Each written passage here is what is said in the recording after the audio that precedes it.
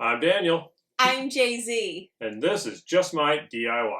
And these are 3 cacti because a special little lady we know is about to have a Three-Esta. Now, we went looking for these online and found the prices not so festive. We looked on Etsy as well as a couple other websites, and cardboard cactus cutouts of this size were ranging between $50 and $75 a piece. So we're going to save a bundle of bucks and go ahead and put the us in cactus. We made each of these for less than $5 a piece. And before you say it, yes, we used the Glowforge to cut out 2 of them, but to prove that you don't have to spend thousands of dollars to make a $5 cactus, we made one by hand. Completely. So we're going to show you how we did all of this right now. First, we're going to prepare the cardboard, and everything that we're using is free. So we're going to pull out the self-healing cutting mat and trim off all the little spare bits of cardboard. Here we are, removing stuff. And now we're going to bring it to about 20 inches wide so we can use it with a pass-through feature. And of course, we don't know how this tape reacts inside of a laser thingy, so we're going to go ahead and mark it and or remove it. That's right. So now we're going to start first with the cacti that we cut in the Glowforge. We're going to go ahead and send it through the pass-through features by removing the pass-through restrictor caps.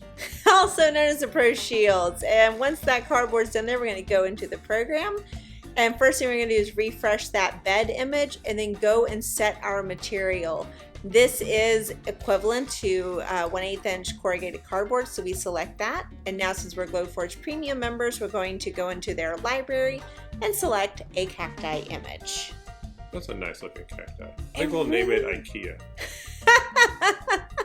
So we're going to set this as a cut, of course, because that's what we want to do. And then we're going to resize it. We want to get as much cacti out of this piece of cardboard as possible. So we're just going to keep tweaking that until we think we're kind of at our maximum. I'm going to check it all the way up and down.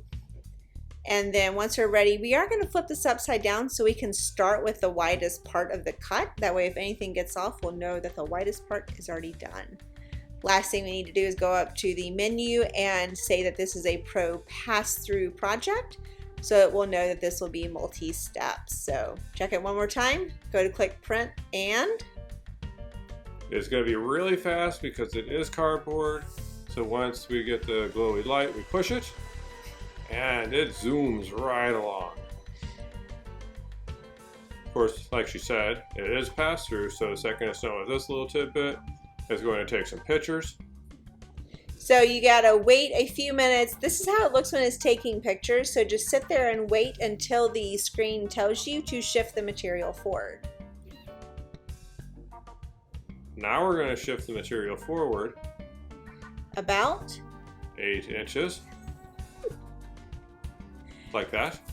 Absolutely. And then it's going to do alignment, which means that it's going to take more pictures.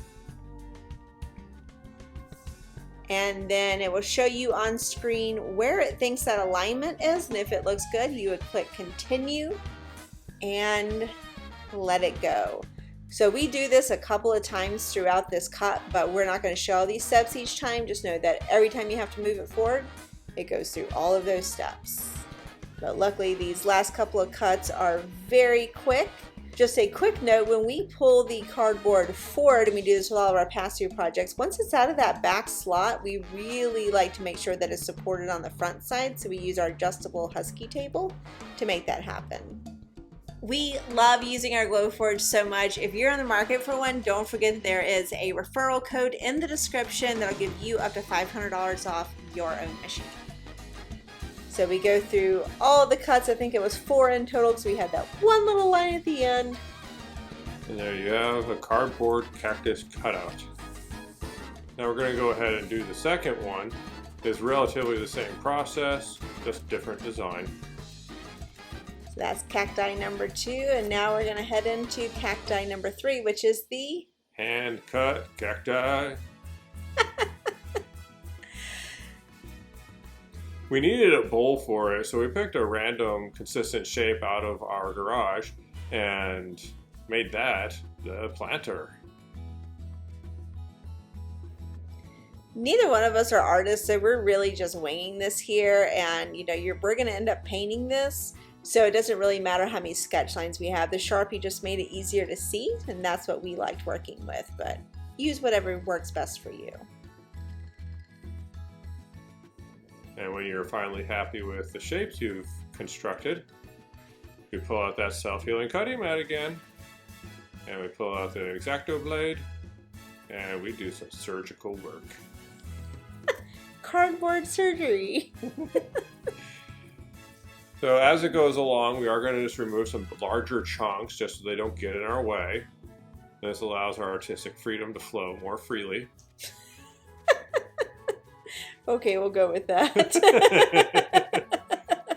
And once you have the larger chunks removed, you can finite tune like your little edges and then cut out your little centers and whatever your cactus cutout design is. And once we have that, we now have all 3 cacti and can move on to painting. So I don't know if you guys have ever painted cardboard before, but it soaks up paint. So the first thing you really want to do is get a good primer layer down. We're just using a paint and primer spray paint, and we're going to give them all 2 full coats. This is a Georgia summer down here, so they dry relatively fast and gives us a nice base to go onto. We did let that second coat cure for 24 hours just because we're going to be putting some acrylic paints on top of it. And these are the paints that we're going to be using. We'll link everything we use down below. And now we paint. Cactuses are green, unless they're not, because this is a children's party. So, be you. That is one thing we definitely recommend you keep in mind. Like, neither one of us are artists, but this is for a child's birthday. Make it bright, make it fun. Don't worry about mistakes. In the grand scheme, it'll all look beautiful once it all comes together. And chances are, after a Three-Esta, they won't remember it when they're an adult anyway. Let's face it, this is for you, not them. It's for the gram. So as you can see, we picked different colors for the different pots, and once we get a full layer down on all of them, we do one more layer before we move on to the decorations. So we grabbed some dark green paint and a little sponge brush and just kind of started going to town. When you feel like you have a look of a cactus that you're like, yay, I made a cactus, it's probably a good time to stop. It could be polka dotted. It could be striped. And if you're talented enough, it could even be a plaid cacti. This is for a kid's party. Have fun. Plaid? That's nice. I know, right? I wish I could do that. But here are the 3. Now what they need is a little bit of dry time and then some finishing touches. In our case, finishing touches come from Dollar Tree! Yay! Little florets and maybe a butterfly. This is a wonderful use of the Dollar Tree florals. They don't work for everything, but man, they just brought so much fun and color and dimension to these cacti, and it was like probably $2 in total across the 3 cacti. We are trimming the stems of the flowerets down to their nubs so that we can use the hot glue to adhere them to the cactus, and random points that may or may not have been dictated and then unfollowed. Daniel took a little creative license with placement of these. All in all, we did about 2 to 3 accents per cacti. You want to go more or less, totally up to you. Just have fun, and once you think they're cute, stop and move on to the next one. And now, they're part of the Talk About a Party Three-Esta. We'll tell you how we made that sign in a future video, the Talk About a Party, but for now, peep these awesome little cacti. How fun did these turn out? Super fun.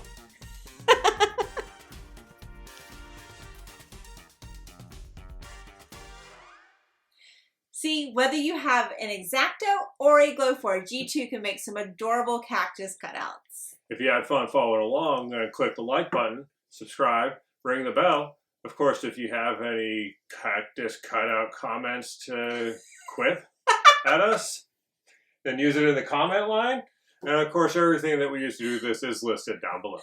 Also in the description are links to all of our social handles. Please connect with us across platforms. We love hearing from you. And don't forget to check out our blog at justmydiy.com.